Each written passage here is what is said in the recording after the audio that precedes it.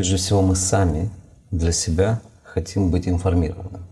И для того, чтобы мы понимали, что происходит, мы не верим телевизору. Мы абсолютно категорически не верим телевизору.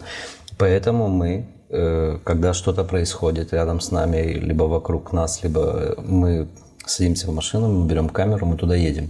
Мы хотим убедиться лично, мы хотим поговорить лично с людьми, мы хотим понять аргументы людей, которые выходят. Когда у вас происходили, когда Шор баламутил здесь людей, мы хотели понять, что происходит. Мы приезжали, и у нас был один-единственный вопрос. Мы когда приходили, объясните нам, пожалуйста, что вы здесь делаете, какие, я сказал один вопрос, но имеется в виду комплекс вопросов.